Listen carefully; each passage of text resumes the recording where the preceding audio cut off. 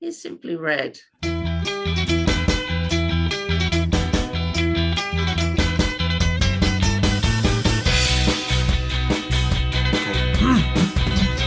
chill out, relax. Okay.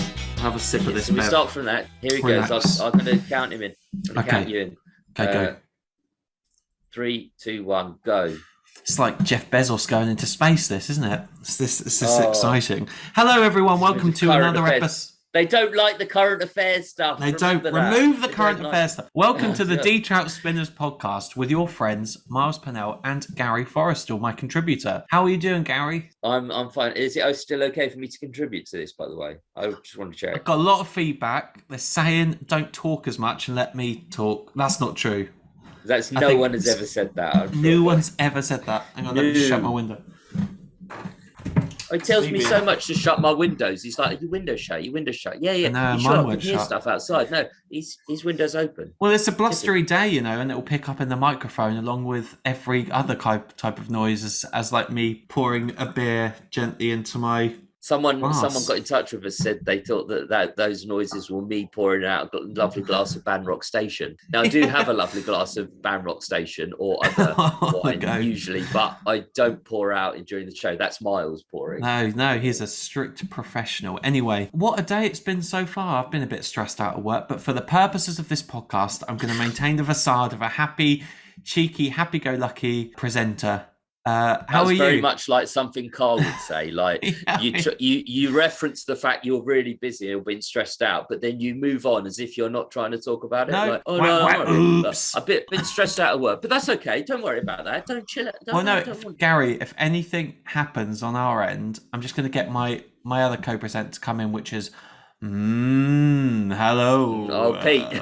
Yeah, DOQ. We do have a mutual friend. Anyway, I'm okay, thanks. And just sort of been busy myself, mate. But not as busy as you, it seems, this morning. No. It's not a competition, though, is it? Who's the busiest? We're not the Ricky Gervais show.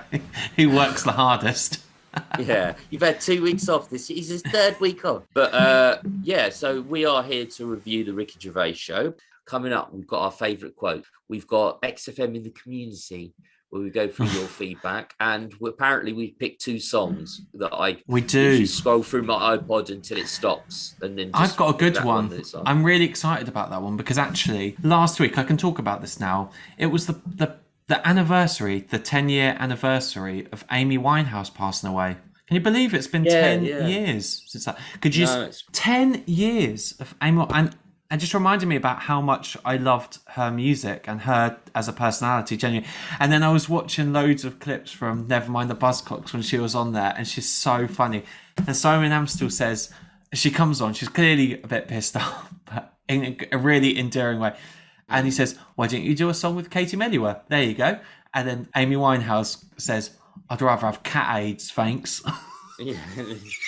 Yeah, she's great. So sharp, so funny. But she was like, obviously the joke, and they joke about it, and no one knew quite the extent of her problems, or they wouldn't have joked about it. But they joked about how drunk she was on the show. But that wasn't drink. Like that wasn't even drink. She might have been drunk as well, but that would have been crack or heroin. But that was also the show. Been, I mean, I don't know if they're bringing Nevermind the Buzzcocks back now, but I actually think it's kind of its time. The fact that they had a formula to that show, which was bring on someone in the public domain who's kind of a figure of ridicule, and then all of the jokes will gear towards that one, like they had, Preston from Ordinary Boys. Dane Bowers once was one. Bowers. No, not Dane Bowers. It was the bloke from Blue that they've had Dane Bowers. They've had Dane Bowers as well. I think they have, yeah. They had that bloke who was in Big Brother with it, Johnny Tourette. That absolute loser. Oh, that was the best episode. If you want to be entertained, you haven't seen this, Google, if it's still on there, I don't know, go to YouTube and put in Nevermind the Buzzcocks, Donny Tourette, isn't it? Donny Tourette. Yeah. It's the funniest show ever, and Amsterdam does brilliantly there. Sorry, did you just say Cox? Did you mean the male bird, or what did you mean at that point when you said Cox? No, I meant the penis in the shape of you did. Oh, sorry. I meant a bird-shaped penis-shaped bird. So, but with that in mind, I suppose. We'll talk about cocks. Sorry, all I can picture is a row of cocks. Well, with that in mind, I guess now is a better time to get this started. This How week, do you think that opening chat went? Because like some people don't like the opening chat. I don't think they're going to be. I'll be honest with you. Put it this way: if you're a fan of the opening chat, you might like it. If you're not a fan anyway, that wouldn't have pulled you in. I know, but I do know we've got a lot of new listeners. It looks like there's been a bit of activity, a hive of activity on Twitter. And I will say this: I have actually tweeted Stephen Merchant. So if everyone could retweet our tweet and get Stephen Merchant, I repeat, Stephen Merchant for the show's 20th anniversary, that'd be brilliant. You'd be doing us a massive favour and a lot of paperwork. Anyway, this week we discuss episode 49, originally broadcast on the 2nd of August 2002, I think it was. Bondage shop open, cock soup and hermaphrodites. Lots of knob news, including theatrical castration, hitless penis, songs of phrase, I know you're just 16, but looking all of 21. That's because the Chinese look older. Big eyelids, freaks, homeless and St. John's ambulance people, monkey news, monkey astronaut, made a NASA trainer, then a colonel, got a pension and that. You can listen to the original show in the description, and then when you're ready, return to us for our debrief. You don't need to listen to the original show. You just read it all out. I kind of did in order. There's a lot going on. That's too Gary. long an introduction. But yeah. So, you're going to go off now. Okay. Oh, welcome back. Hello. Yeah. I wonder if they pause it in this position, and then they come back, and that actually works at any time. I don't know. Gary, initial thoughts, please, when you're ready. Thanks for asking, Mark. I'm ready now. It's a very good episode, this. I was surprised at how good I found it. I forgot that there was this gem at the end of series 2, because I was thinking at the end of series 2 is, sort of going a little bit downhill. But the funny thing about this episode is that I think a lot of people will have this if they've got it from the same place as me. For some reason, the place I downloaded this from, it includes the songs as well. So I listened to the song, and the songs are brilliant, by the way. Like, that's where I got Atlantic City. It's lovely to listen to. Panic, it's got some really good songs on, but actually it's quite a different experience listening to it with the songs. It's harder to kind of pinpoint where you want to listen to where they're actually talking, but actually listen to it with the songs. Interesting experience. We don't normally get that. I don't know. Is that the same with yours? It used to be. There was the one that's music. Now there is one with the music edited out. And funnily enough, I always skipped it because I was like, I don't want to listen to the full show in its entirety. So for whatever reason, and I know the music's good and everything, but this is always one of those shows that I probably would be on my low listener count, although since then I've been really making up the numbers, and quite rightly too, because it is an absolute stonker of a show. I know what you mean. Sometimes you're not in the mood for the music, even though the music is absolutely brilliant. So I probably under-listened to it, but when I came back to listen to it for this show, I listened to it without the music. And it's a great show. So there's different sections. The opening is not my favorite, the knob stuff. It's all right, but they make it more interesting. Like Hitler's knob, that's great section. I said Bagsy's Winkle. We've already said I said Bagsy's Winkle. I just love that. And any time where they talk about phoning Chris Moyles, not when Steve said he's fat and talentless, and they did Who Do You Hate? I didn't think that worked, but when they talk Moylesy, I just love it. Yeah. It's funny because anytime he does that sort of thing, it's always an introduction before he did it to his character Derek. He always calls himself Derek when he does that voice. And he does this time as well. He says he's Derek. I love that bit. I think I've given Songs of Phrase 10 out of 10. I gave it 10 out of 10. I would agree. Monkey News, I gave 9 out of 10. So that's high. I don't usually give those high figures. I'm quite, hard to please. Yeah. The woman in Carl's estate wearing leggings, you've already said big eyelids. That bit of the chat, I always think have I gone back? Have I zoomed back to series 1? Has it jumped or something on my iPod? Because he mentions that. He doesn't tell the story in the same way, but it feels like a series 1 segment, that bit about the big eyelids. Well, that's a character from isn't that Miss Piggy from the podcasts, with the person who looks a bit like Pauline Quirk? They mention quirky a lot. They mention they often use quirky as a reference point for someone who looks like that. If you're not from this country, Pauline Quirky is a very talented comedic actress. No, the big eyelids thing is always, it just feels a bit out of place. It's good. It's a funny story, but it feels like, this is a series 1 bit. But I like it's also it not. It's also not an official Educate and Ricky, and Carl's kind of scrambling. No, what does he? He says a French fella said women shouldn't wear trousers, and then Galileo Ringo did something with light. Steve makes a good point, like, in that he says, and you're supposed to make that link too. Like, you're supposed to make the link to big eyelids, you know. But it shows how incredibly like perceptive his mind is, and what he's always thinking is going, you might be just reading a bit of inconsequential news, but it will take you back to a memory or something in your childhood, and he can riff off that for hours. What I do like about this show, and do you know what? He's absolutely right with who wears leggings these days? Who is wearing? Oh, I see. Like, if there's any leggings wearers, I do genuinely want to hear from you, because I honestly thought they were like something that you wore like in the early noughties, which this obviously was, but then they died out. They came in for ages and then they just went away. It's the humble tight that's taken over, isn't it? Mars fashion tycoons, like you're like Calvin Klein, you know, all the fashion trends. Well, it was I think legging. I see people in leggings down London Road.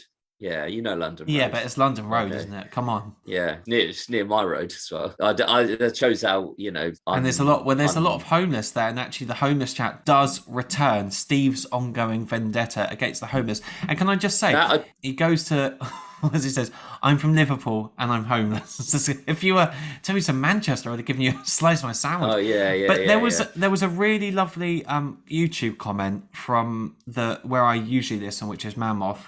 And the YouTube comment said, and this just struck me as something that was quite interesting, because they do obviously touch on quite controversial, kind of quite sensitive issues sometimes, but in a modern context it's different. Yeah, definitely, we can definitely come back to that. But this guy said, I'm struggling with homelessness, bouncing in between Airbnbs, couches, the closet at the bike shop I work at. These shows help me get through. They are saving my life and my sanity. I got a college degree and was born into relative privilege, but shit happens. This is the best show ever because I can just forget and let go of all the bullshit. Love you guys. So that's from someone, you know. I wonder what he feels about the homeless chat, though. That's what he's saying, though. He's saying, you know, it doesn't matter to me the fact, you know, I can enjoy the shows irrespective of people's attitudes, and no doubt Stephen's attitudes have definitely changed, and, you know, quite rightly so. Well, probably changed. I think yours have changed as well. Look, given some of your statements on the homeless, I'm serious. But I thought, I mean, it's interesting how the kind of transgender stuff that, particularly at the beginning of the show, would have played out in these different times. Now, I'm not saying what's right or wrong, but clearly it's a bit offensive. But it's like funny, but it would not play out like that today. I wonder if we've lost something in comedy or we've gained something in morals. Maybe something a bit of both, but I think what I liked is Carl's fascination with hermaphrodites. When he tries to say, he's always been Aphrodite. So close. All I was thinking, though, talking about things that make you think of other things, there was a rumor going around. The music artist Kiera. Missy Elliott and Kiera did this song called 1-2 Step. That was quite a big song when I was growing up in school. And everyone thought Kiera, I'm definitely not saying that right, everyone thought that she had both. Oh, really? Yeah, it's absolute rubbish, but it was just, that was a rumour that was circulating, and everyone was like, oh, yeah, but how does she fit in those trousers? I want to see her trousers now. Maybe they're leggings. That's why. I'll post in a link to that song. That's a great song, though. Let me see you 1-2 Step. Yeah, Miles, I even played the B-side of each 1-2 Step. But yeah, it would have played out different. But I do like it, like swap knob for Fanny. You just wouldn't say that now, like. But I think maybe they even would, because they're not as, I don't think their views have changed that much, probably. Like, they're not really offensive. No, at no point. And Ricky is careful to say in quite a lot of the transgender issue chats or where they're making fun, they never say, they are taking the piss too much, but they're never like outwardly hateful. I don't think they just play off Carl's confusion. So yeah, I can listen to it and see if they really were genuinely hateful as well. I'm not saying it's acceptable, but if they were hateful, I wouldn't look back on these shows with. No, it's nice. Like he says, Carl only has. This was in the past show. He says Carl only has ignorance and hate, but I do. He's totally sweet. He's a lovely little. He's just like a child, isn't he? He's just looking at these things and fascination because the world is a weird and wonderful place. And how many times does he say weird, innit? In this show alone, he's comprehending something that's so much bigger than him. And it's just and how different people's lives are. It's funny how yeah, I mean, even the chat about trying to educate Ricky on a completely different topic takes him back to big eyelids, and it's like, that's a really interesting link to make. But that's true, people do that. You'll sort of say, and it happens with smell a lot. You just smell something and it'll be like, oh, that takes me straight back to time of my childhood. You know, it could take you back to any number of times that have happened since, but it doesn't. It takes you further back, like to your childhood, and it can be a word or an expression or seeing something. And it's so like, what smells do you link with your mother? Well, there's one that was like an optician's, and I still smell, and I can't describe the smell. You can't describe smell. It's kind of like a plasticky smell. It's quite a nice smell, but that takes me straight back to that. Not like all the times I smelled it since, but takes me back to that optician's at that time. I've got something similar. Like when I remember when we lived in Tenerife when we were younger, because my dad. Did you? Yeah, for a year. I didn't know that. Yeah, you're learning all the time, Gary. I've known you 8 years. You could have told me that. Go on. No, we used to, because my dad, he was like performing. He's a performer, and he does like, you know, all the holiday camps. But he had this gig in Tenerife, and it was like quite a long-term thing. And at one point, we were thinking about living there, and it was such an unusual thing. But I do just remember going to this club, and they were serving, for whatever reason, like Tenerife, obviously.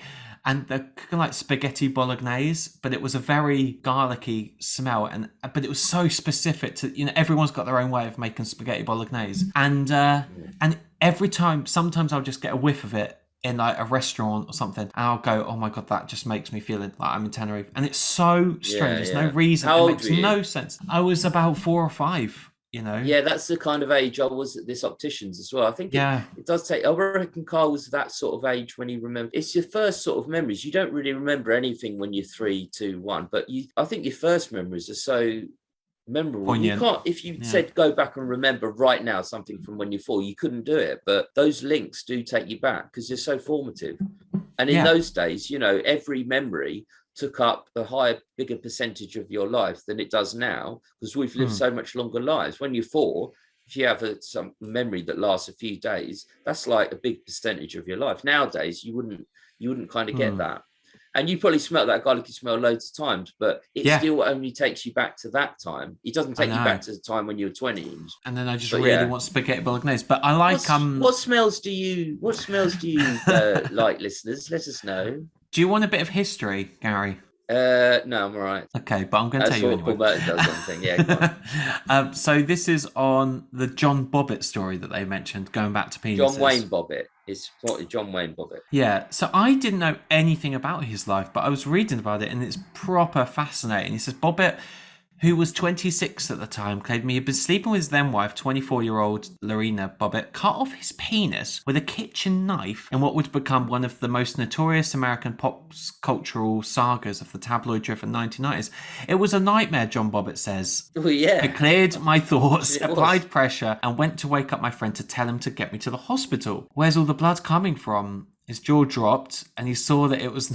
He said it was like an out-of-body experience. It really takes your breath away to see this kind of disfigurement. It literally was. His penis was outside of his body. We've got a guy whose penis has been cut off, the doctor. Can you come down and basically put it back on? Have you got a minge to is anyone Have you got a bit of stew and steak? Oh my God. My husband said, Lorena's here. I said, oh my God, what has John done to her? I walked down the stairs and she's huddled in the corner of the living room, screaming and crying in the fetal position. And she said, I cut John. I tried to calm her down and she's crying. Then she said, I cut his penis off. I said, what, you did what? I think I better call 911. Yeah, I think you should. I think you bloody well should. Yeah, I think that's warranted. But no, it must be. They stitched it back on, though, and he became a porn star. So strange, isn't it? What an odd life. But maybe it was for the best. He found a passion that he was not expecting at the time. I've got a similar passion, but no one's interested. So even though I grew the beard. Yeah, it's a weird story. I'm surprised you don't know anything about it, because I think a lot of listeners will know of John Wayne Bobbitt, unless you're young, because he was so famous. He was a bit like before your time, but in the 90s, that story made its way across the Atlantic, like the stories do now anyway, but back then they didn't as much. I bet the headline was a typical tabloid pun, wasn't it? Man's cock cut off. No, that's not a pun. I don't know. Okay, go on, give me a typical tabloid pun. Oh, what would it be? What would it be though? Fox alley-oop. I don't know. Yeah, I don't know. If you've got a good tabloid pun, because clearly our brains aren't firing on all cylinders. I do. Carl does actually. We got an email address, and they give us your thoughts. And Carl does actually let his little bit of his work. He does show his workings a little bit when he's describing all those stories. He says, "I always add a little bit of spice to it." Yeah, he does sort of let his mask slip a little bit, doesn't he? Yeah, there's another place where he lets his mask slip again, and I'm absolutely certain of this. And I've always thought this actually. It's not a criticism of Carl, but I'm sure this is what he's doing. Where he talks about Galileo and light, and then he talks about TV, and he totally planned the next songs of phrase, and he knew in his head he'd listened to that song and he wanted to do it songs of phrase, and he's setting it up in this chat. It sounds so weird the way he says it, like literally saying it like make me television, go on, make me a telly. Like he knew. I think he was setting up his next songs of phrase there. He'd already planned it, and because it's so. If you but it's a classic joke, isn't it? Though. No, it's not a classic joke. It's just if you listen to that bit, it sounds a bit forced, a little bit forced. Not criticism of him. It still works as an episode. If you didn't know anything about the next episode, you wouldn't think that. But knowing that next week his songs of phrase is make me television, I think he planned that, and he got the Galileo talk in. He bought it up, and he planned that. I mean, it's not the easiest songs of phrase to mash together as well, though, to be fair. So but I good if he thought of it. He thought of it, and he brought it up so he could say, "Oh, we talked about it last week." I just love this show because it just moves so quickly. Like, there's no time for it to be boring, and it does show, that kind of that they go on tangents, they jump from topic to topic. Whereas sometimes in other shows they can dwell too much on a topic that you don't get that much humor from. This one, it's like blink and you'll miss it. No, there's no weak area. There's areas that are better. There's no dead wood, Gary, either. There's no dead wood, especially as in our relationship. It's good from start to finish, and they do cover a lot of topics, but it's just one where all the topics work quite well. I mean, I thought it's funny. It's not the funniest bit of the show, but Steve is completely. What's that thing you call giving a backhanded compliment? He thinks right to himself, basically his goal and this bit was to insult the St. John's ambulance, right? But he sets it up so much like, could I just say, I just want to give so much praise. He says he really makes a point of saying how much praise, and then he calls them fat, and like all he wants to do is insult them. He doesn't want to give them praise at all. He just wants to Well, he does the same thing with. Can I just say, happy birthday this year, Mick Jagger? This year, what's that? Brian Ferry had a birthday. Well, I'm not going to wish Brian Ferry because I'm not a big fan. Oh, sorry, Brian. Yeah. I love that bit with the St. John ambulance, and they play that bloody tambourine, rain or shine. I know, but he's so mean to them, but he sets it up as if he's kind of being like, and he does that with the homeless sometimes. It's like he's kind of trying to give them genuine advice, like maybe don't read a book, don't read a paper, How patronising is that? Read the local job adverts, it's so patronising. But doesn't that date it as well? The fact they're saying read the job adverts. Imagine that doing that now. Yeah, I know, but that's the days when they created the Office episode around this time where they did that thing, Dutch girls with big boobs or whatever. I typed it in, I got 3,000 hits. That dates it, and that was around the time the show's recorded. That's the days where you used to get 3,000 hits. Imagine typing that in now, you'd get like probably 150 million at least. Shall I check that now? It does date it, but oh my god, do you know what, that did actually happen once with my ex, right? This is so embarrassing. I was actually looking up some. You cut your knob off. That's why we split up. I was looking up some. I'll just say it. I was looking up some pornographic material. I left it on my desktop computer, and my ex, who when your past relationships, you're like, I don't fancy anyone else. I only look at you, and it's such horseshit. Yeah. But at the time, I was very, very faithful and everything, as you should be, ladies and gentlemen. And but she went on my desktop and she saw whatever I was looking at, and there's a bit of silence for a few days, and she brought it up, and it was the most uncomfortable I'd been for a long time, because it's just a weird, at the time it was just, pornography's a bit weird anyway. I mean, it's very weird, but it's like, got a lot of hot water that day. You brought it up. I mean, literally. No, I've got a story like that as well. Like when I was 17 and I was doing my A-levels and I was doing it in college because the schedule at the school I attended, I had to go to college to do this in the second year. So I was 17. I had an essay written or something, and I wanted to give it to the tutor to check. What was that? Why starting early? I was just like, because now you're a PhD student. Oh, right. Pretty huge. Yeah. There's a big gap in between. But anyway, so something came up on the computer, right? And it was this image that my brother had done of it had a man's head, a grizzly man's head on this woman's body with tits out. It wasn't like it was complete. It was like completely joke image, like. But she didn't even say it. Maybe she had knickers on, but her tits were. And I was like something, and I was like, oh, wait a minute. Basically, this dates. I'll tell you, this dates it. I was on floppy disk. Floppy disk, God. Not even CD. I had a floppy disk. I bet there wasn't a floppy disk in the house by the end of that story, though. Yeah, there was no way to email, so I just put my essay on floppy disk, went to see him, put it in, and it started. It took a while to load, and I was like, hang on a minute, is this? Like, because I knew, like, just before the picture had come up or something, and then I put that off, and I put the essay on. I was like, imagine I was standing in that room thinking, imagine,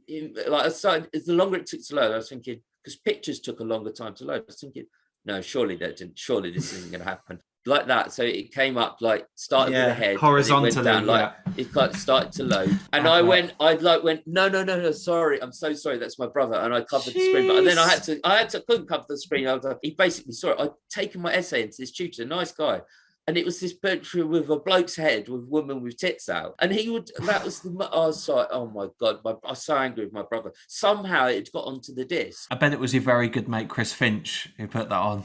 Yeah, I love Finchy. He's the best, cleverest bloke I know. Certainly cleverest bloke, but no, can you imagine how embarrassing that was? That reminds me. Do you remember there's that Simpsons gag with comic book guy? And there's like someone like, it was like that.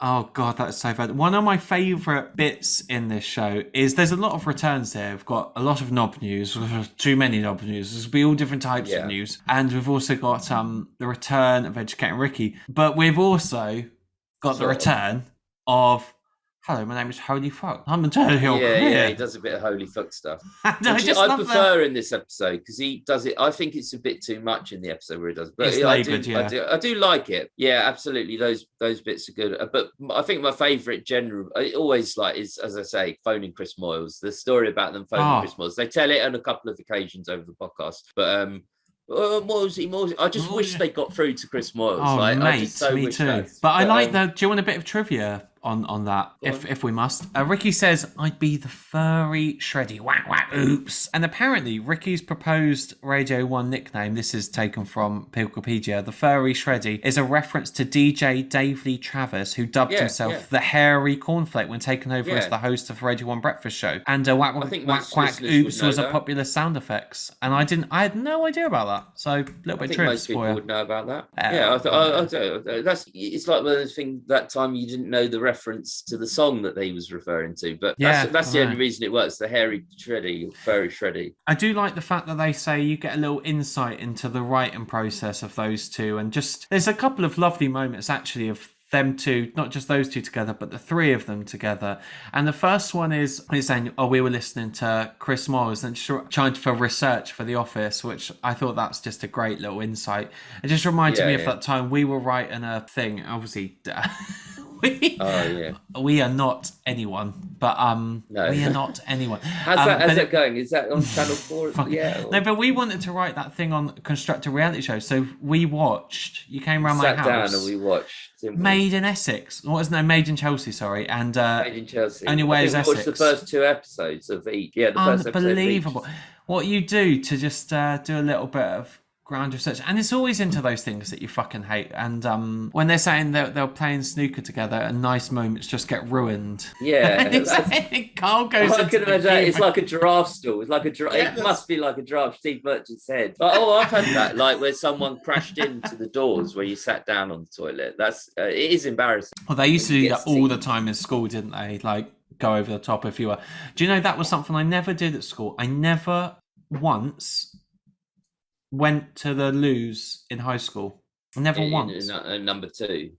Well, no, not even number one. You must have gone for a wee. You must have gone for a wee. Honestly, yes, never. Listen, never. I know you. I'm so there's telling no you. way you could get through 6 hours without urinating. Gary, I used to be absolutely fine with my toilet trauma. These it's things not even toilet trauma. That'd be like weird, like the other way to not. Yeah, but I didn't really. I very rarely drank anything because I was so petrified. It's that the same thing of if I don't drink or consume anything, then nothing's going to come out, right? But I went to the toilet a lot at school.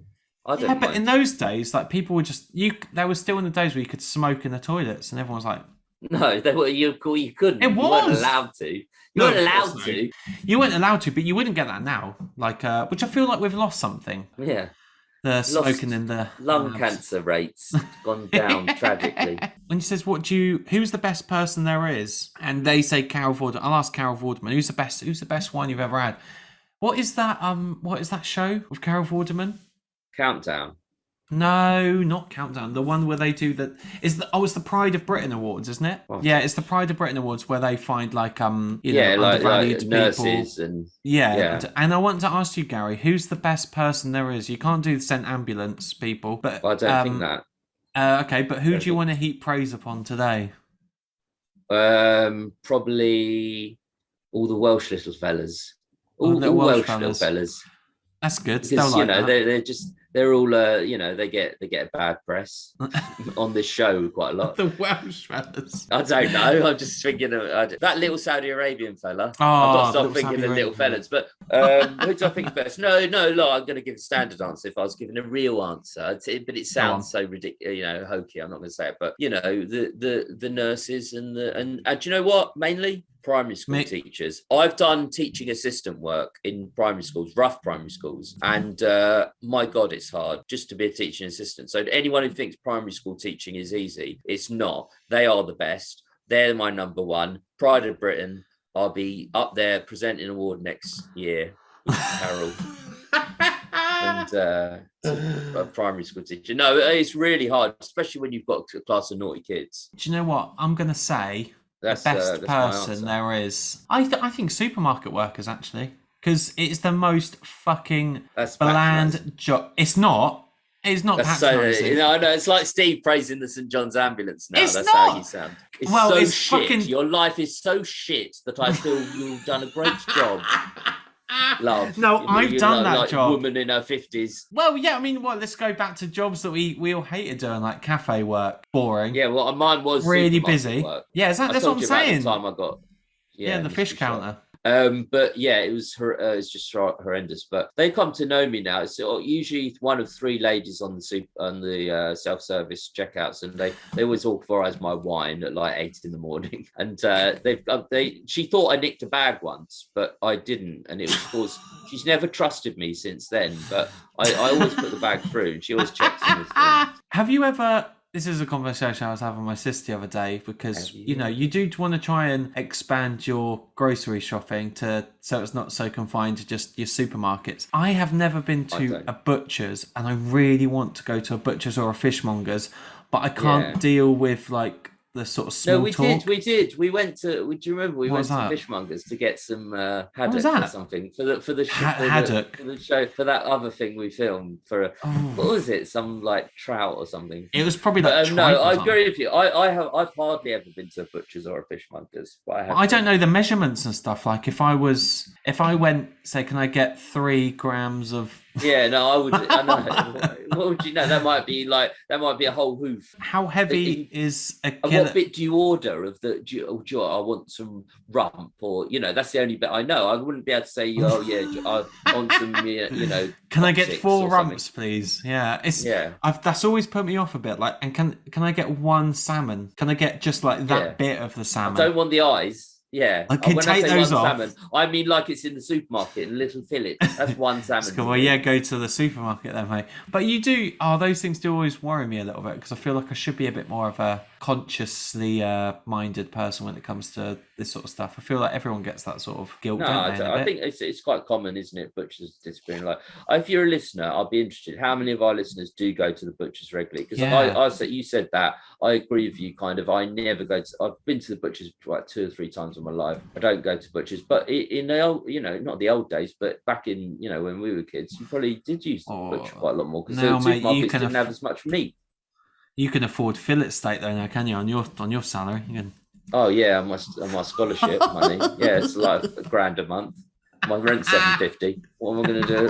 $250 just for me. And then the bills are like $110. So he's 100. An insight into Gary's monthly finance. I still £150. But what I do have is a very large line of credit, which I'm using. You do, and an award-winning podcast. Well, not award-winning, but it's not award. We haven't won it yet, but could win awards, couldn't it?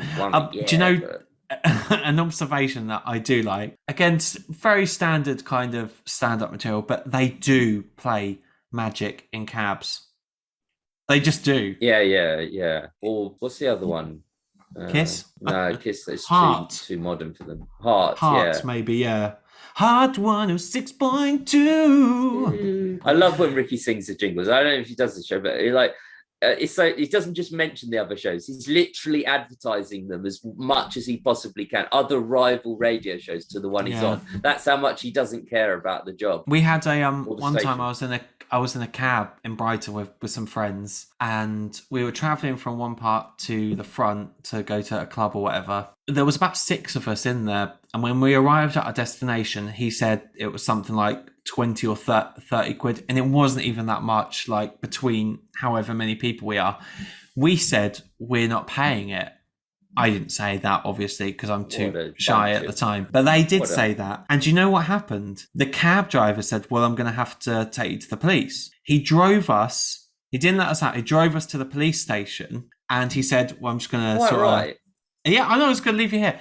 I got out and I said, sorry, I know we've got a bit of a situation here, but I really need the bathroom. Do you mind if I use the toilets in the prison? I stupidly said prison when I didn't mean in the cells. Station. And so that was the only time I've been in prison, in inverted commas, to use the we know cubicle. You've nearly been arrested. You've been in the back of a police car before. Sure enough. That's another and then story. Obviously when I was in the cubicle, Steve Merchant looked over and he went, all right. Yeah, no, you wouldn't have been that tall in those days. But no, I can't believe you did that. I can't believe that's another story I didn't know about you. Audacity. Lived in Tenerife, just like not paying your cab fare. Wazzed in prison. Now. But I think it's a good time to. So that was the chat about the show, general chat. We'll have our favourite quotes next.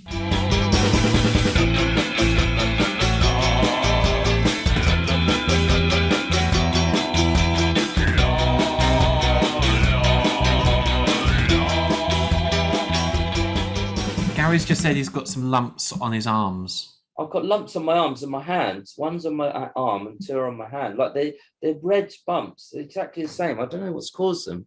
Like it's like a measles outbreak or something. It's just, Jesus. It's really weird. I don't know. If there's a doctor, if there's a postman listening. That's a great taste. Welcome back, listeners. This is the Trout Spinners podcast. Sorry, we were just going to talk over each other just then. Well, Sorry. I think so, yeah. I'm used to it now. It's time for our favourite quotes. Okay, so I've got a lot this week. There is a lot this week. I'll start. We'll just go through them quite quickly. Oh, sorry. Can I just say, actually, I was saying Kiera, it's Sierra. I just want to clarify that in case we get anyone saying I didn't say that right. It's Sierra is the music artist I was referring to. Yeah, she won't sue us now. I don't. It was a rumour and it wasn't true. So what do you call someone who's born like that? Weird, isn't it? No, I don't think the doctor was sarcastic. I was like that. No, I don't think the doctor was sarcastic. Well, he says he's not sort of well on. Oh, I got that. That's one of money. He's not sort of well on. There's a cock, there's a midge. You've got a young girl. I tell you what, she's a pig. Let's pop a cock on her. Yeah.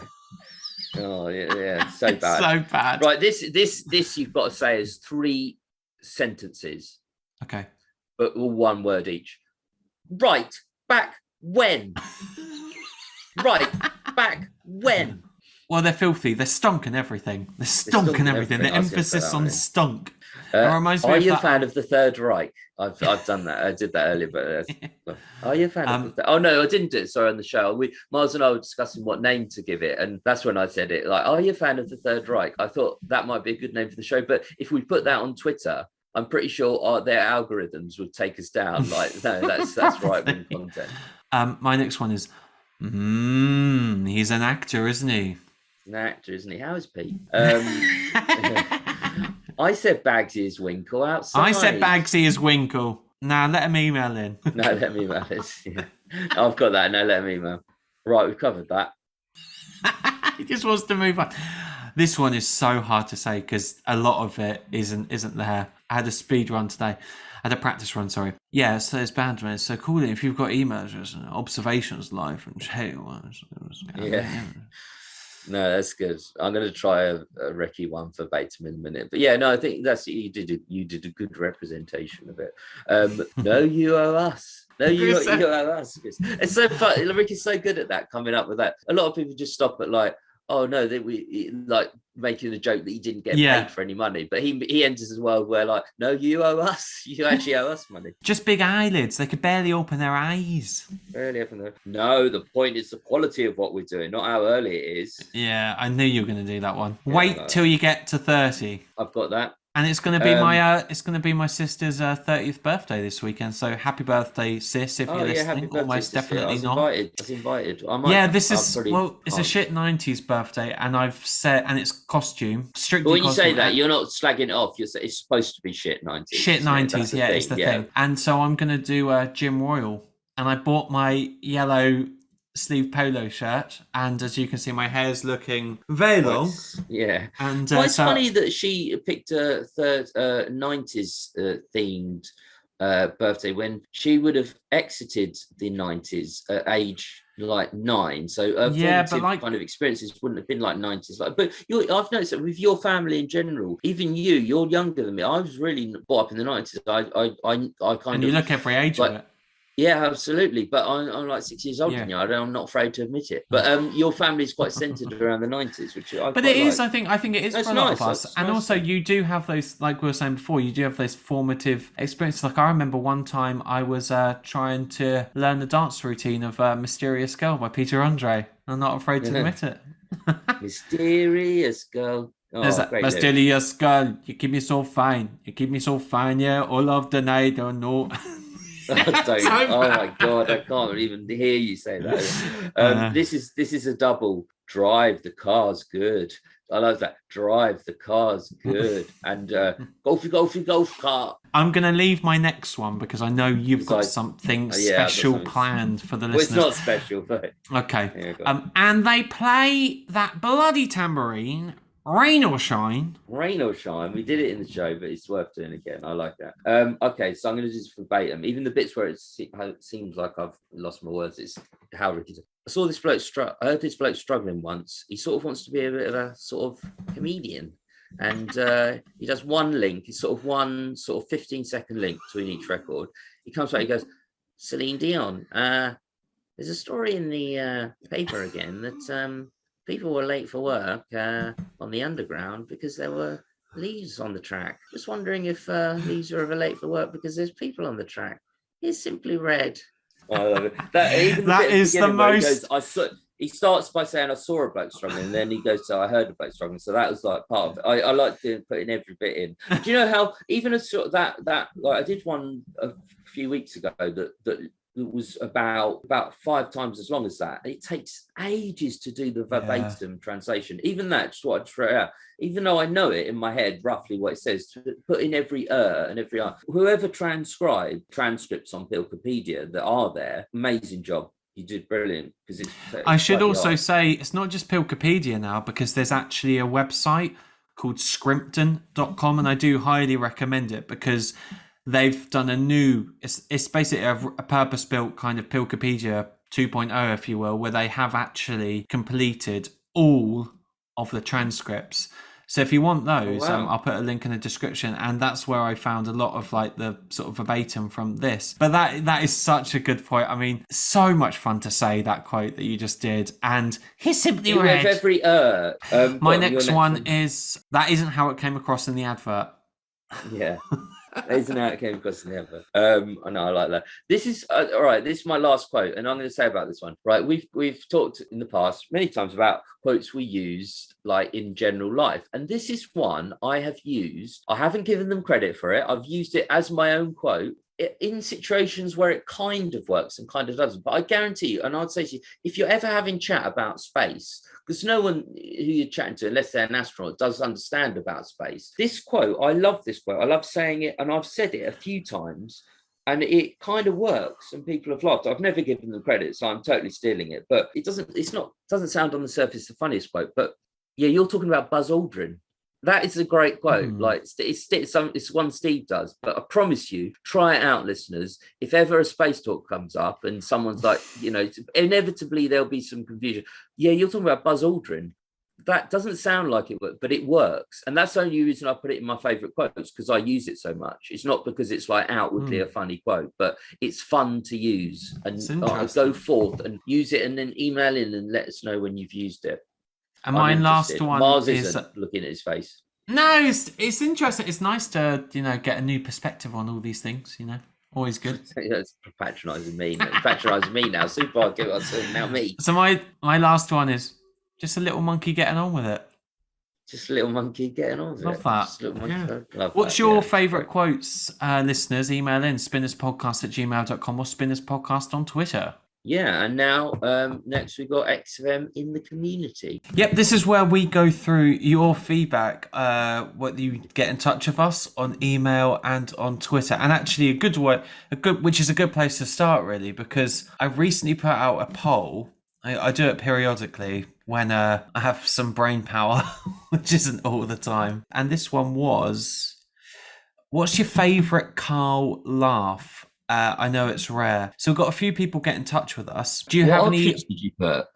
There were no options. It was a free-for-all. It wasn't a poll as such. It was just a open question. And these were the responses. So Nick says, monkey prostitute, Carl. That's the first time I've ever laughed on air, that. Well, brilliant. What do you want, a cake? Which is weird because it wasn't the first time he's ever laughed on air. It's not the first time. I know it's not. Peter Fletcher says, and the rope that would pull me trousers. Pull up my trousers. Do you remember that one? Yeah, that's series 1, I think. I don't remember that. Yeah, this one from Harry. I'm sitting at this bar, right? I'm not ringing up related to anything that's going on right now. I'm just after one of those armbands to meet armbands to go and meet Bowie. That's a good one. That's a great one. It's that lovely, like, sort of... You hear them all like in their true self, like Carl sort of had to go to a little laugh. Steve's like, piss off. Piss off. Because we know the show, that seems like nothing. But, you wouldn't get any, imagine any show on the BBC just having piss off. I know they said far worse. I just like it that they just don't care, piss off. And that's a good Carl laugh. And just the fact the guy's got an Australian accent. I just like that clip. Which goes back to that point when Ricky says in the last episode, and our listeners aren't typical XFM listeners. The people just tune in to make audacious remarks like this is from the Cufflinks. He says, after he makes the joke about not letting the guy carry the bread, after the story about the fella following through and the fact about baguettes being invented as a way to carry bread in the army. That's series 1, but I don't remember That's series 1, yeah. To put them up their trouser legs. Yeah, Carl Fandango says, raising Carl in a balloon. They're all just happy and giggly, which is lovely because they do actually do. Well, they don't put Carl in the air, but they put Warwick in the air in An Idiot Abroad, which takes surprisingly less balloons than Carl Pilkington. Yeah, so insulting as well to do that to someone. But I know, he kind of got well paid for it and stuff. But yeah, good question from Mr. Chips with a Z and a 1. I always think how different I'd be if Carl did laugh at everything Steve and Ricky did. I don't think it would be listenable at all, which is a really good point, actually. Yeah, no, he's right. A lot of the humour on the XFM Ricky Gervais show comes from, not directly, but indirectly. It's very important that Carl doesn't laugh. And it's like, it's not just he doesn't laugh at stuff involving him. There can be, and I know he'll turn his mic down at times when they're just having a chat, but in general his mic's going to be up probably, so he can jump in at any time. But you never, like, Ricky and Steve can have very funny chats just amongst themselves, never as much as a peep out of Carl. I'm sure it's not because his mic's down all the time. That's quite important part of the dynamic, that he does not, because Carl's so relatable, but he's also like completely unrelatable. He's way over the top crazy in some ways, but in some ways he's lovely and relatable. And it's important that he has both aspects of his character for it to work. And not laughing is very unnatural, because it's a funny show. Any other producer would be kind of laughing a bit, but by not laughing, it makes him kind of, I don't know, it makes, when he says something about Steve, like, just Steve, or whatever, any insult to Steve, it's funnier because he doesn't kind of laugh along with it, like, and he doesn't laugh along with anything else. So it's hard, it's kind of hard to pinpoint why. But I the guy who messaged that question, I would say no, it wouldn't be as funny. And Carl wouldn't be the same person. He's part of who he is because of his craziness and part of that weirdness. And it is weird. It's weird how little he laughs. It's really odd, because he's a man with a good sense of humor, but he's just silent. They can have really funny chats, or the funniest things can be said, and you just hear Ricky laughing and even Steve laughing, and Carl's just silent. And it's but a laugh will often like give away your opinion, or like show your cards, won't it, to the things that he says. He might say the most outrageous thing, but the fact that he doesn't laugh at his own musings lets you as a listener decide, like, did he meant that for real? Did he seriously mean that? Or it gives you as a listener a greater opportunity just to question everything that bit more. Whereas, laughter does, I do quite like laughter on radio. Like, I know I'm an absolute giggling fool at the best of times anyway, but I can't sort of help that. It's just probably nerves and a bit of everything. Look, I'm a bit the opposite, but you don't over laugh or under laugh in general. Off air, you're the same. You're not different on air, I can say to the listeners, in terms of your laughter. But no, I think, you've kind of got something that by not laughing, not just when he's involved, but not laughing at almost anything, 99% of the show, even the funny bits, it kind of gives him a persona that his deadpanness when he's relaying something like one of those stories, or the stories that get crazier and crazier, the Monkey News, or Educating Ricky, or something like that. It's if he was someone who laughed at things and laughed during telling those stories, just a little bit, just a little bit, it takes away the magic, because the magic is, and we all know, it's suspending our disbelief. You buy into the fact he believes it, and he's kind of like this person. As soon as you introduce laughter, someone knows what they're saying isn't true. They're like that awareness. So you've got a point. So I think between us, we got it. we got it. Wow, and it only took about half an hour. It reminds me of a really funny Jack T joke that he does. He tells a joke on stage. This is one of the live Apollo, and he's telling a joke that isn't funny. It's just saying something. Someone laughs, and he goes, "Did someone just laugh there?" He says, "I hate it when people laugh at the unfunny bits. It just underlines the pointlessness of what I'm doing up here." He says, you're at a comedy gig. I laugh, but I laugh at everything. I'm mad. He just laughs the way he just slags off the audience. Why does he do a deliberately unfunny bit then? No, he's just not the funniest bit. Yeah, no, he's setting up a joke. So someone I know that feeling. Not the Apollo. And then obviously everyone's saying, he's making me laugh. That bit, which we're going to get to in a few episodes up with, when Ricky's doing something during the Monkey News, and it's like, what's funny is it, because Ricky must be doing something like physically, but you don't know what it is. But it's funnier not knowing what it is. It's actually funnier not seeing it. But it's it's not just what Ricky's doing. It's and it's not just what he's saying. It's what Carl knows he's thinking. Carl knows his thoughts at that time, because you just hear Ricky sort of saying something, and he just any kind of he breaks up a bit, and it's like, come on, oh no, yeah. So there's a good range of that's about 4 or 5 times. That's probably the amount of times he laughs over the course of the series. And now moving on to some other feedback from Twitter. We've had a few new listeners, so if you do have any friends that are yet to listen to D-Track Spins, do put them onto us like you would a friend with a Class A drug that isn't quite what it says it was. We are the paracetamol of the high drug world. That's how addictive we are. We are as addictive as paracetamol. This is from Enzo on Twitter. Just listen to your interview of Andrew Phillips. What an ace job you two did. Very insightful and seemed to enjoy it. You must have him on again, lads. Yeah. We'd love to have him on again. Enzo, thank you, Enzo. This is from Paul on Twitter. Hey, just discovered your podcast. Enjoying it so far. That's good news. I have a group of mates who are on the same level as you guys in terms of Office XFM podcast quotes being part of your normal daily life. That's great. I mean, we don't get many people who do have a group of mates who are into XFM shows. It just shows how much they're growing. But a lot of our listeners and, you and I only know each other like in person, and we bonded over the shows. But a lot of people, they kind of, it's just them in their social world. That's why we wanted to start this community and things. But yeah, it's great that you've got a group of mates to share it with. That's amazing. Get them onto the show. Double the figures. FPL... seriously, do tell them about the show, please do. I concur. FPL Kaka on Twitter says, just started listening to your podcast. Love it so far. Been a fan of Carl for nearly 10 years now. That's so far again. It's like, could change. It's like, I'm not just it will change. Yeah. Well, it's not like a marriage proposal, is it? They should be more dedicated at this stage, I think.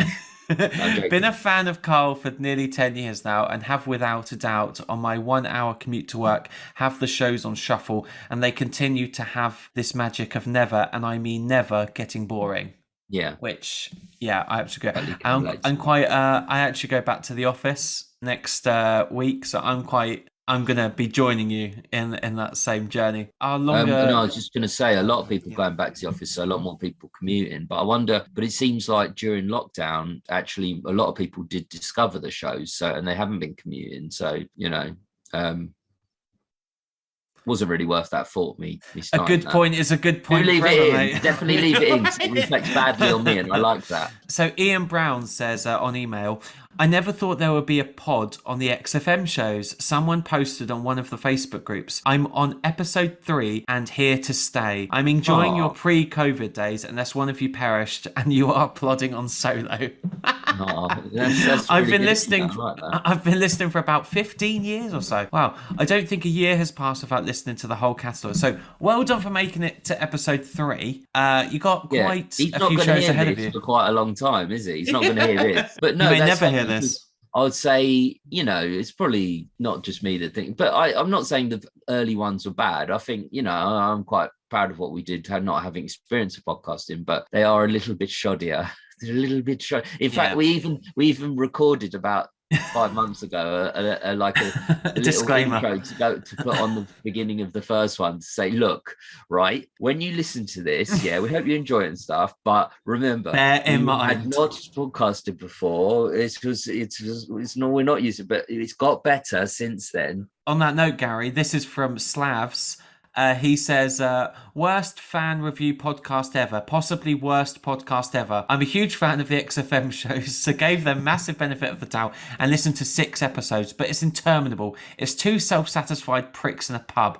At first you don't mind their diversions, but you quickly realise the premise is just an excuse for them thinking we'll find their pub banter funny. It's literally 80% of their lives and 20% of the content we all want. There's almost no mention of the show. Cheers, Slavs. That is not true. Look, I'll take criticism, but in terms of 80-20, I know we talked, like at the beginning, we said we probably would talk a little bit more about ourselves because we're introducing ourselves. It's never 80-20, and it's not true that we didn't talk about the shows, almost didn't talk about the shows. Yeah, I've always thought of you as a self-satisfied prick. We digress. You are the most satisfied prick I know, so it's not wrong there. I would say that we are, we do talk about the show. Do not justify yourself to anyone, Gary. Honestly, and we've done it. We're not impermeable to change. We would change, but we've got a lot of good feedback on our banter. I'd hate calling it that, but it's not banter. It's not banter. We both hate the word banter. But yes, it's just nice chat, sort of back and forth. And so we like to combine that with talk about the shows. I'm justifying myself. I don't need to. It was that guy before. Read out that guy before who's like on episode 3 and he's with us forever. That would cheer me up a bit. Well, in a way, I am going to appear like a self-satisfied prick. So to balance that negative feedback, here's some lovely feedback, glowing feedback from Andy Lowe. Hello again, is that Caprice over there? It's a really, really good episode. It's consistently funny. You bounce off each other effortlessly. The editing is sharp and natural. That's it, really. Just wanted to say how much I enjoyed it. You've really hit your groove. Also, the improvement in sound quality means we get to hear every slosh of Gary refreshing his glass of Bamrock Station when you're talking. Keep up the shoddy work. P.S. And this is one for you, Gary. You selected a Bryan Adams track in our Trout Spinners library coming up soon. P.S. Summer of '69 is a great song, but The Boys of Summer by Don Henley is better. And I 100% agree. I'm not having it. They are very interlinked though, those songs. They're very they're not interlinked. They're similar. They got a lot of songs have kind of similar chord patterns. I just think the key change and it's really blatant and obvious. It's like pulling on all your heartstrings. It's like using the most clearest key, but that key changed from the verse to the chorus is in Summer of '69. It's just I love it. Yeah, I think it's filth. It's absolute filth. '69. Well, it's Boys of Summer is a good song, but I'm not. I think you're wrong on that point. But I don't. I think you shouldn't have emailed. Forget what else you said. No, I'm joking. Lovely, thank you. I just want to say, from a personal note as well, thank you for the comments about the editing, because it takes a long time for me to do it, and I really appreciate it. Yeah, Billy bullshit, mate. I really appreciate it. All the hours I put in, and you've really sure. No, thank you. I don't edit shows. Mars does, so it's compliment him, the sound quality as well, but. Yeah, that was our last episode he's referring to, and check it out if you haven't listened to it. But thank you. That's really kind comments. We like, that's what we want. But you don't want banter. The B word is never crossed our lips. But just, we want it to kind of seem like it's a flowing back and forth. And that's how we talk naturally when we're, together. So we hopefully talk enough about the actual show we're reviewing for it to be. But someone else emailed in a few weeks ago saying, a really fair comment saying, like, I like your shows, but I can kind of guess everything you're going to say about the XFM shows because I know them so well. And I know you know them so well. And like the things you're going to say are sort of what I expect. I mean, sometimes in the past, especially in the early days, we've made wider points about the guys from comments on the show, but you can't do that, constantly. So I don't know, it's like, I think he's right. Like sometimes it's difficult it would be boring, I think, if we just had a show where we talked solidly about the shows. We're going to digress. We're always going to be people that digress, but just know that is us naturally. That's what we're like naturally. That's what we're like off air. We're not putting it on to kind of to a bantery persona or be like that. We just be whack oops. I do sound like a bit of a self-satisfied prick here again, or whatever. The self-satisfied prick. No, but I'm serious. Like we don't put that on or try. Like it's not. If you don't like it, then that's fine. You're probably right, but. Lots of people do. Cool, you're very sensitive, aren't you? I am, yeah. It's only one person, but out of all of those messages you read, don't they get to you? Anyway, this is from our last ones from Neil Dougherty. Something I've been wondering about recently. It's often been discussed, and I'd like to think it's mostly agreed in this community of saucer milk drinkers, that there should be a reunion show today, or if the radio shows or podcast restarted, that it wouldn't be the same, as the trio have all long since moved on. I agree with this premise, but it is always under the assumption that there is a gap between the end of the shows and now. What I'd be interested in hearing is how people think the shows would have developed had there never been such pauses. Let's say for the sake of argument that season 3 ran on for as long as season 2 did. People often change their style of doing things naturally over time, and this is also that sentence, by the way, mate. And this is also seen in the transition of the radio show to the podcast, and how it became formulaic. would also contain rehashing old stories to an extent. This is normally the case with longer pauses, giving time for reflection. If the guys kept pumping out rapid-fire episodes, as in Season 2, do you think we would have had higher quality episodes, as they wouldn't have time to change their Sony award-winning style and would retain the flow, or would it naturally end up going down the same path as it did always? Hope you don't boil your brains thinking about too much on this, but it's something I think is worth discussing. Keep up the good work as per usual. Thank you. Yeah, it's hard to say. I think because like I look at something like The Simpsons, I don't think the quality would be the same. The Simpsons has gone way downhill, and it's just simply like you cannot sustain that level. Even like when they're doing the shows, they couldn't sustain that level in series 4. 3, yeah. 1, they take to build up to it, but I don't think they could have sustained that level for 21 years of doing the radio show. And also, if they had done the radio show for 21 years, it would have meant that they wouldn't have had successes elsewhere, and they wouldn't have changed. So yes, they to some extent they wouldn't change. You know, can you imagine Ricky now doing a Saturday afternoon, taking his Saturday afternoons up with a radio show to like 800 listeners, like flying in from America? I don't know. You know, he didn't need the money then. He definitely doesn't need the money now. So interesting one. Oh, I think just, you know, imagine if she boiled her brain.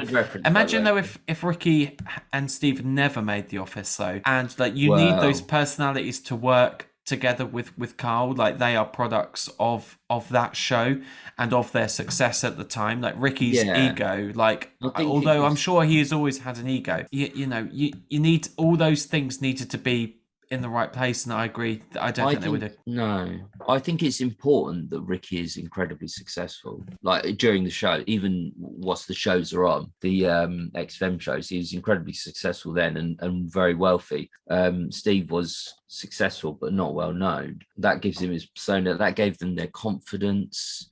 You know, that the dynamic changed because of that. I don't think if Carl had been the producer in the days before The Office, it would have been the same. That we know that there's Series 0 out there, which I've listened to, not all of actually, but quite a bit of, and it's very different. They do still have confidence as presenters, but there's something that is adds to the show about the fact that they don't need to do it, like the fact that they can say hard 106.2 and not get, like, it doesn't matter if they get fired, they're not in any way dependent on the show, whereas Carl is. Really, his job is dependent on doing the shows. You know, Andrew wanted him to do the shows. I know he worked in the week, but that like the radio station to Carl was everything. To Ricky and Steve, it was like, you know, pocket money. Just as Ricky said, didn't your accountant say don't bother cashing those checks, like, because it's not worth the time it took to hand the check over. You know, so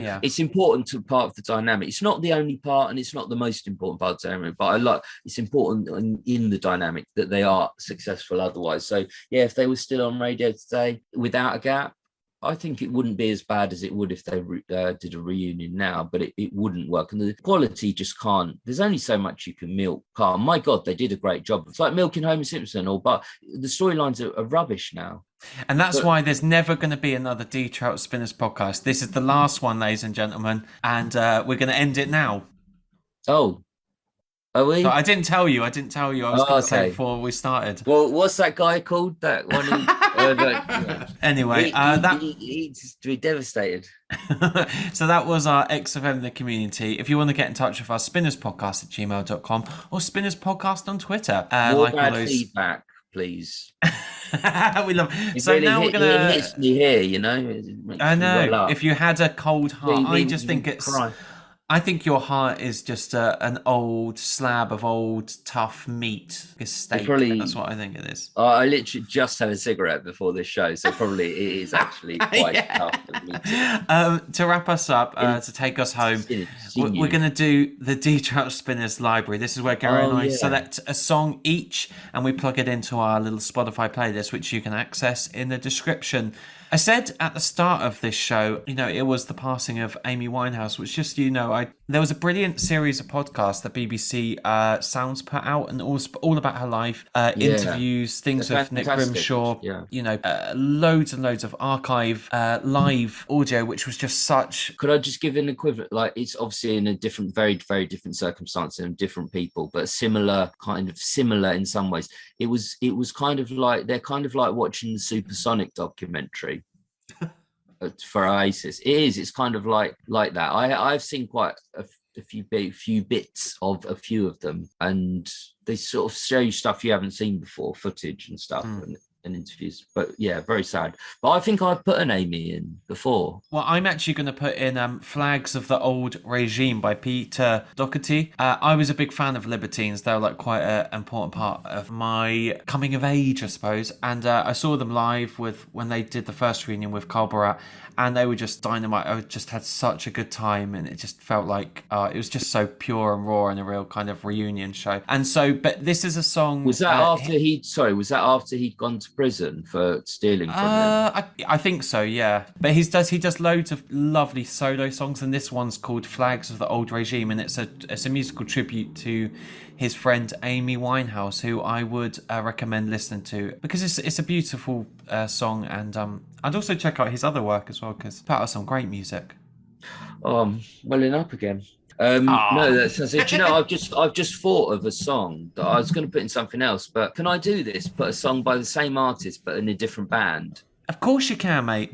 Thanks, mate. I don't know why I even asked your permission. He loves it when I do stuff like that. It validates him. I think this was a Baby Shambles song and not it, but it's like, I really liked it when it came out. I like the video. It's just so like, it's just with a donkey. It's so random. Oh yeah, it's Fuck Forever. I just really like that song. Fuck forever, if you don't mind, I don't mind, I don't mind, I don't mind. I will have to pay for that now. I just like his lyrics on it, and I just like this ridiculous, stupid nature of the lyrics, but they're funny, and the melody is very good. So yeah. I don't have anything emotional attached to that, like you did with yours. But it's a great double bill though for yeah. Libertines, Baby Shambles, and Peter Dougherty fans. And that basically takes us to the end of the show, Gary Forrestal. This has been the D Trout Spinners podcast. I've certainly enjoyed this. It's been a bit long, this one, but I think it needed to be, because it's been so much to talk about, and I've really enjoyed, and it's nice to spend some proper time with this episode, because I feel it can often be much maligned and ignored. So I've certainly enjoyed thinking about it again. Yeah. What, do you want to come back from me? Or are you just saying that? I'm just being deliberately like difficult, as he often is. Yeah, I enjoyed it. I think it's a good one. There's a lot to say. It was a particularly good show, but hopefully we can make an okay show when it's not necessarily the best XFM show that we're reviewing, but this one was particularly good. It's still been a while since we've been on. Yeah, enjoyed it, and hopefully you can't tell. Like, I hope this is basically about 7 hours after we started recording. But we had a bit of a gap. Hopefully the editing was so slick and seamless. I would also say, if you do enjoy Miles and Gary in all their forms, do go over to Patreon and listen to them more in the third person. We were talking about that just before. We don't want to buy a jumbo jet, but we would like to. Honestly, if you can give, please give. If you can't give, that's fine. If you want to give, this is becoming an advert for the Salvation Army again. Yeah, and he'll play that bloody tambourine, rain or shine. Yeah. So please donate to the St John's ambulance that is the D Trout Spinners. We do save lives.